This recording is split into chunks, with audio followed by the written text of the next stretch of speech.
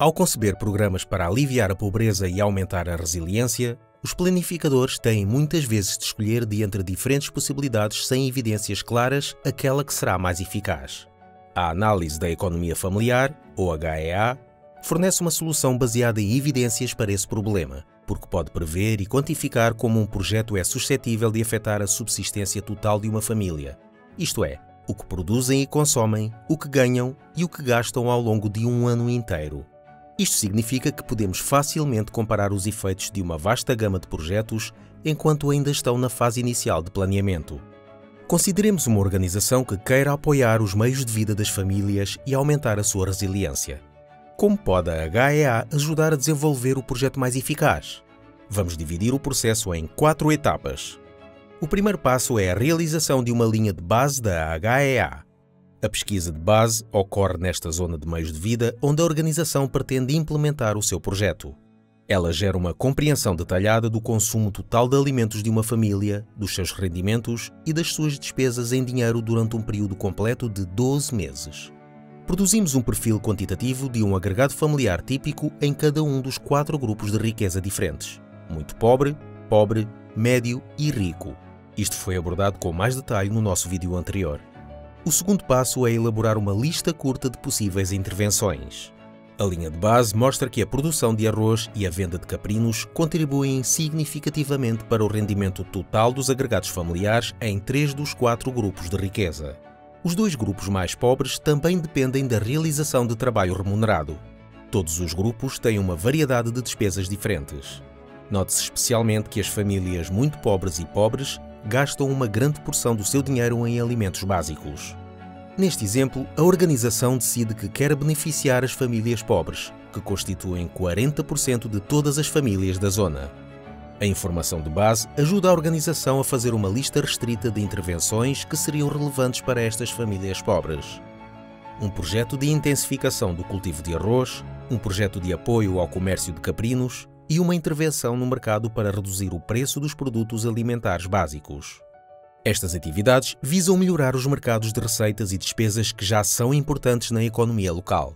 A organização também quer considerar um projeto de cultivo de flores para venda nos mercados locais. Esta seria uma nova atividade na zona destinada a diversificar os meios de vida locais. Podemos agora modelar o impacto de cada uma das intervenções pré-selecionadas nos meios de vida dos agregados familiares. Este é o terceiro passo. O objetivo aqui é produzir planos empresariais para mostrar o quanto um agregado familiar poderia realisticamente ganhar ou perder ao participar em cada projeto e depois integrar estes ganhos ou perdas com os dados da linha de base da HEA. Vejamos o projeto de cultivo de flores. Este é o rendimento total na linha de base e a despesa anual mínima de um agregado familiar pobre que não beneficia de nenhum projeto. Uma família pobre que participa no projeto receberá um rendimento extra, que inclui um empréstimo inicial e dinheiro ganho com a venda de flores. Mas há também um custo de oportunidade. 2 membros do agregado familiar têm de dedicar um total de 150 dias a trabalhar no projeto, o que significa que não podem ganhar dinheiro com a mão de obra local durante esses dias. Há também despesas necessárias para participar. Para além das suas despesas regulares, os agregados familiares devem gastar dinheiro em custos de instalação e insumos, tais como fertilizantes. Podemos então calcular o rendimento líquido anual médio de uma família que beneficia do projeto e compará-lo com o rendimento líquido de uma família sem qualquer projeto. Neste caso, o cultivo de flores mais do que duplicaria o rendimento líquido anual de uma família pobre. Realizamos a mesma análise para cada projeto. Os projetos do cultivo do arroz e do comércio de caprinos aumentam as receitas provenientes destas fontes, respectivamente, além de exigir despesas adicionais, como por exemplo com a água necessária para irrigar o arroz. O projeto de alimentos básicos funciona de forma diferente. Não afeta o rendimento das famílias, mas envolve antes o apoio aos comerciantes para melhorar a cadeia de abastecimento de arroz. Isto reduz o preço do arroz, o que significa que as famílias não precisam de gastar tanto em alimentos básicos. Por outras palavras, ao diminuir as despesas das famílias, o projeto aumenta o rendimento líquido.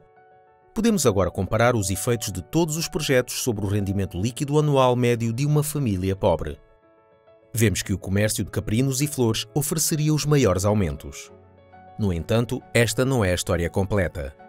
Até agora, consideramos apenas um ano normal, enquanto que a verdadeira medida de um projeto de resiliência é o quanto ajuda as famílias a lidar com os anos maus, quando são confrontados com choques como uma seca, inundações e encerramentos do mercado. Isto é especialmente verdade em tempo de alterações climáticas. Assim, o quarto passo é modelar com que eficácia cada projeto protegeria as famílias pobres contra os efeitos de um choque. Na zona do projeto, o principal problema é a seca, que ocorre severamente cerca de uma vez em cada 5 anos. Mais uma vez, aqui está o rendimento total e as despesas mínimas necessárias de uma família pobre que não beneficia de nenhum projeto. Vamos modelar o que acontece numa situação de seca. Quando analisamos os dados disponíveis, verificamos que, em média, a produção de arroz cai em 40% durante uma seca, reduzindo o rendimento total do agregado familiar. Como estratégia de sobrevivência, podem vender de forma sustentável um caprino extra para ganhar mais dinheiro. Do lado das despesas, os preços dos alimentos básicos aumentam significativamente durante uma seca, o que significa que a família tem de gastar muito mais apenas para satisfazer as suas necessidades de despesas mínimas. Num ano de seca, o rendimento total do agregado familiar é inferior às suas despesas mínimas necessárias. Por outras palavras, as famílias enfrentariam um déficit, que podemos quantificar em termos alimentares ou monetários. Vejamos agora se alguns dos projetos preencheria este déficit. Primeiro, a intensificação do arroz. Isto ajuda a família a produzir mais arroz, o que significa que, num ano de seca, têm mais para consumir e vender do que teriam sem qualquer projeto. Mas o custo da água para a irrigação também aumenta numa seca, o que implica um aumento das despesas. Em última análise, podemos ver que o projeto reduz o déficit, mas não o elimina. O projeto de comércio de caprinos não ajuda nas perdas de arroz, mas significa que as famílias podem vender mais cabras de forma sustentável. As receitas provenientes deste facto eliminam o déficit com algum dinheiro de sobra. O projeto de alimentos básicos não ajuda no lado do rendimento, mas reduz os efeitos do aumento dos preços dos alimentos nas despesas e, por conseguinte, também elimina o déficit. Finalmente, o projeto de flores. Este teve o melhor desempenho num ano normal, mas numa seca, 70% das flores foram destruídas, reduzindo seriamente o que uma família tinha conseguido ganhar. Ao mesmo tempo, os membros do agregado familiar, que trabalham nos campos de flores, tinham perdido outras oportunidades de trabalho local. E do lado das despesas, ainda têm de gastar dinheiro em insumos cada vez mais caros, além de serem afetados pelo aumento dos preços dos alimentos. Assim, embora seja o melhor projeto no ano normal, o projeto das flores é na realidade a pior de todas as opções no ano de seca, mesmo quando comparado com a opção de não haver qualquer projeto. É agora fácil descartar os dois projetos que deixariam as famílias com déficit numa situação de seca. Qualquer dos outros projetos seria viável. Em última análise, a organização decide optar pelo comércio de caprinos porque se enquadra com a sua especialização.